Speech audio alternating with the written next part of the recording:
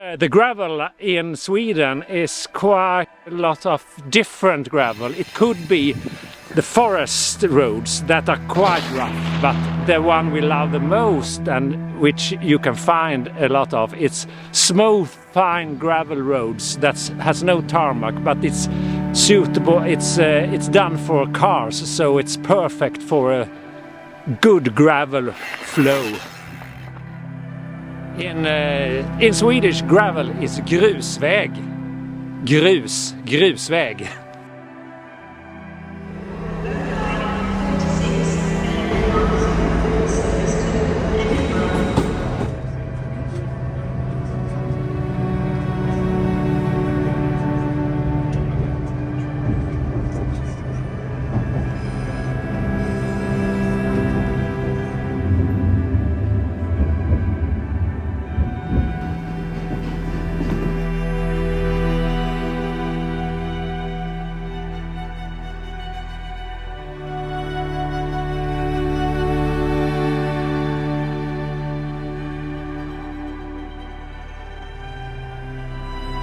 I'm currently in Sweden, wrecking a glorious gravel route for next year, and yeah, looking forward to the next few days of exploring.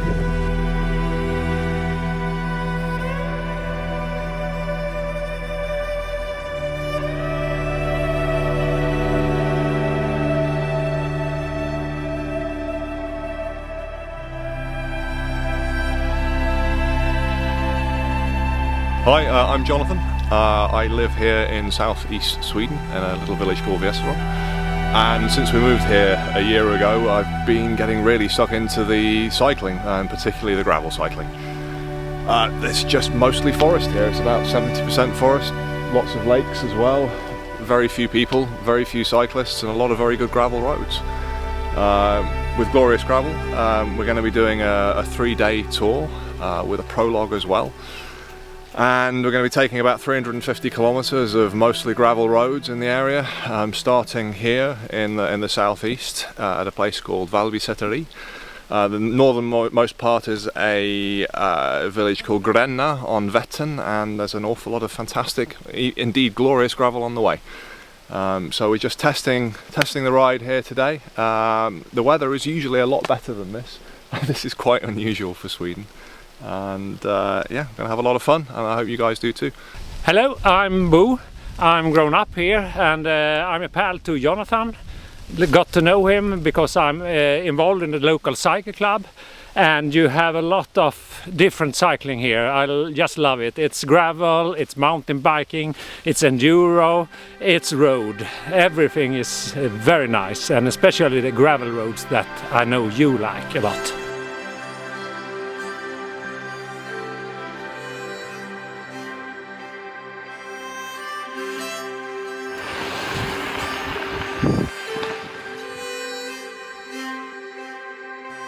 So one of the real highlights of coming to Sweden is just the wildlife. As a human, you're in the minority to big and impressive beasts. Since moving here a year ago, I've seen white-tailed eagle, golden eagle, osprey, red kites, eagle owls, moose, wild boar. I haven't seen a lynx yet, but I've seen the tracks. It's one I'm looking out for. But it's a real treat, and you see something memorable almost every time you go out. I mean, just for as an example, we've seen several osprey today, which is something you don't often see in the UK.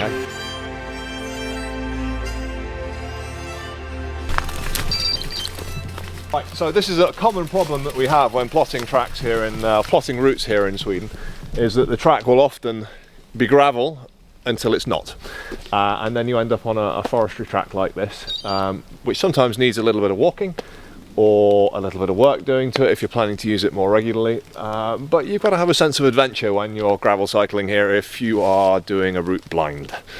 And what are you going to be doing for the glorious gravel route? So just going to be putting in a little section of gravelled single track here, so that people don't have to get off their bike and push, because this short section of about 200 metres links up one fantastic gravel track to another very good gravel track that takes us back to Valbysäteri.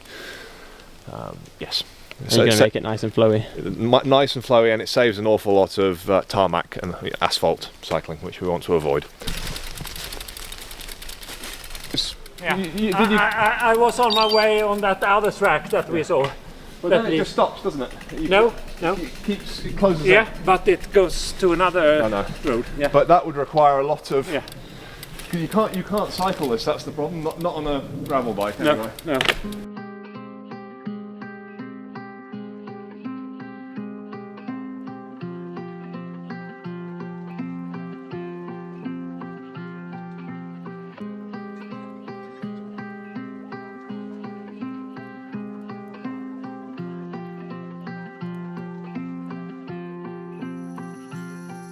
Now it's crayfish time in Sweden, and they are using that for bait for the crayfish in that yellow and black things. I don't remember the name in English.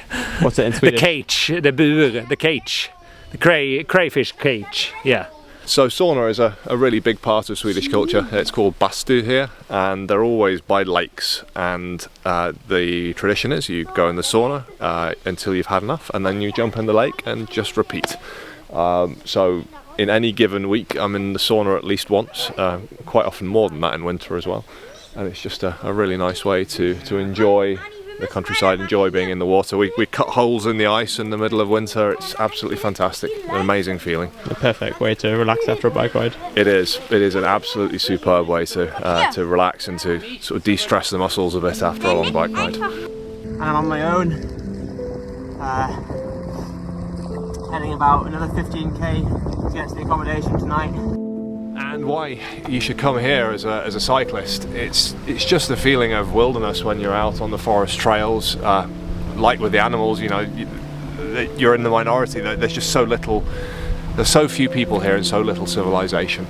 You have the opportunity to get miles and miles away from it. You stop, you won't hear anything but the wildlife, and the gravel trails here are just sensational. It's the traditional type of road that would have always been here.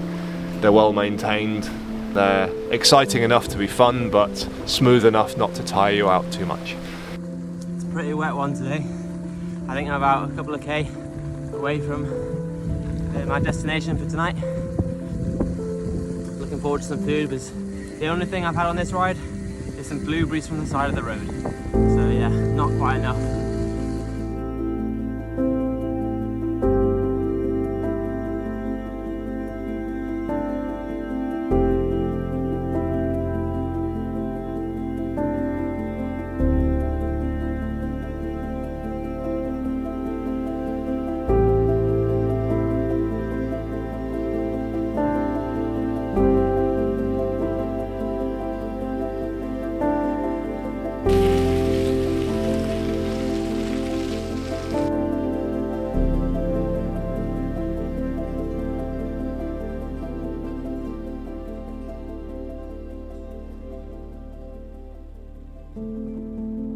Day 2 of my ride in Sweden, and I've got about 170k to do today. Yesterday I saw osprey, red squirrel, capercaillie. So today I'm looking out for some moose and some lynx. Doubt I'll see any, but keeping my eyes peeled. It's absolutely beautiful in these forests. And it's like the smoothest gravel I think I've ever been on. It's almost like tarmac.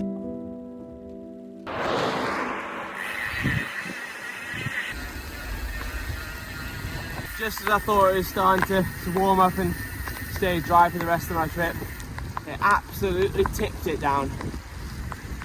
And I'd already taken my jacket off, but I'm a bit wet and there's no point putting it on now.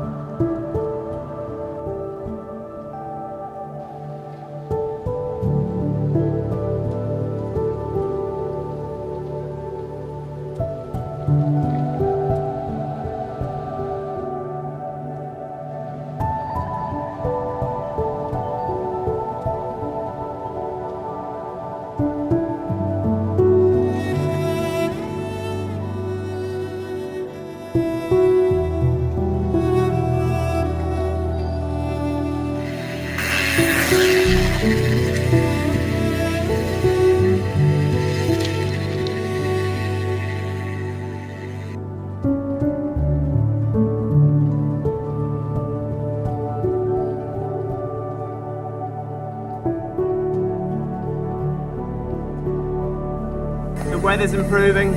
I've seen my first Swedish blue skies. So yeah, looking up, and hopefully it stays like this for tomorrow, which I think it will. And yeah, 20 degrees I'm hearing.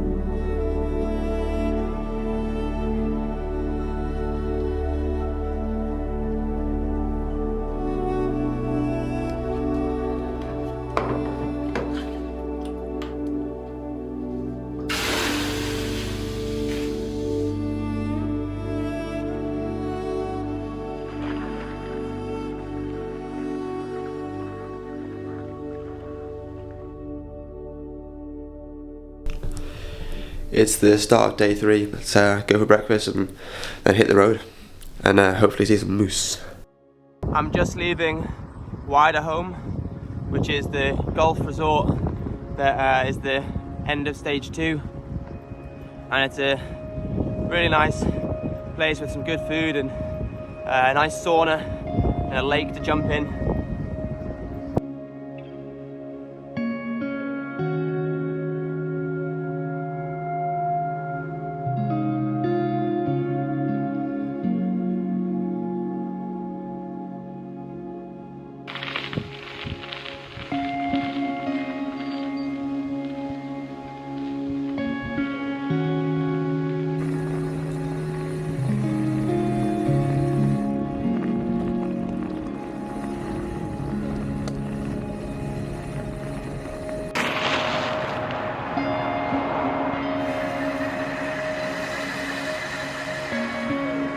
I'm now on the furthest point that I'm getting to on this route, and I'm going to be looping back around.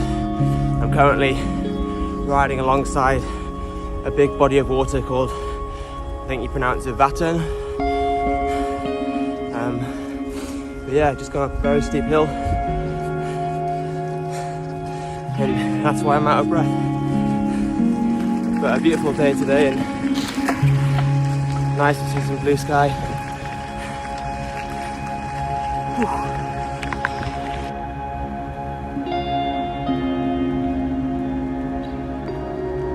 I'm over halfway on today's ride. I'm getting pretty ravenous.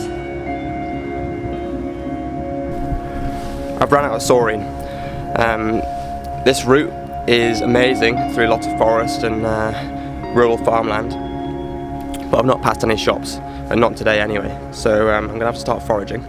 Got some bilberries here, or in Swedish I think they're called blöbär. Nice and tasty. Not sure how long this is going to keep me going for, but I'm going to be meeting Jonathan soon, who's going to ride with me for the last 70k, and he's going to bring me a hummus sandwich and some cake, I think, so that'll be, well, needed.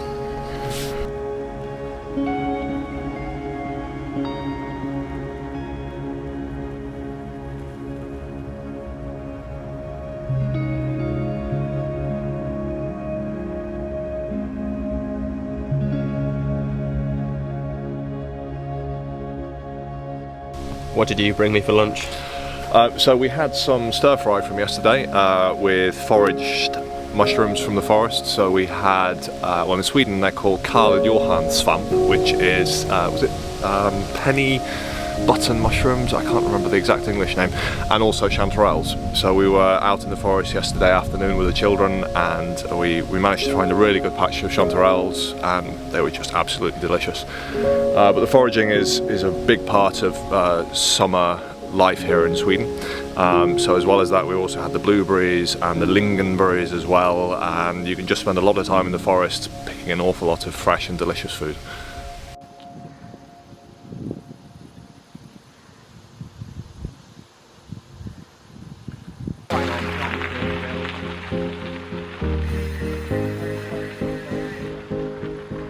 There are so few people here compared to the animals, and you're just living in the forest, you're cycling in the forest, and whether it's moose, wild boar or capercaillie, golden eagles, you have a chance of seeing all of them when you're here. And it gives you something to look out for, and it's just a fantastic part of cycling in Scandinavia. I mean, yeah, it's hard to overstate just what a joy it is cycling through the forest and not seeing a person for 10, 20, 30 kilometers, but seeing red squirrels and deer and cranes and all sorts like that.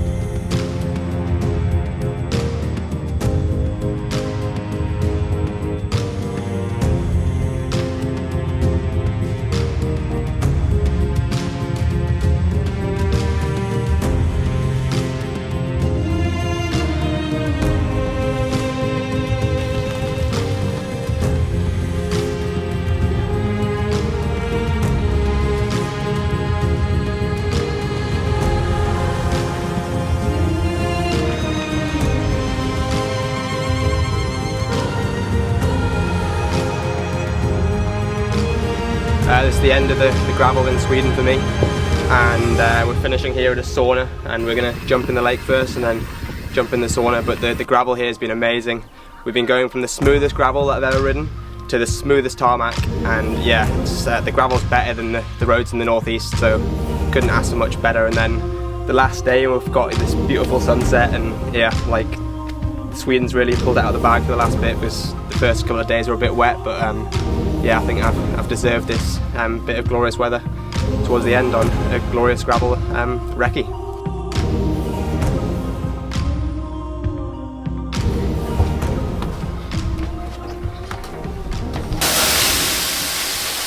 I've been to some pretty exotic saunas in my time.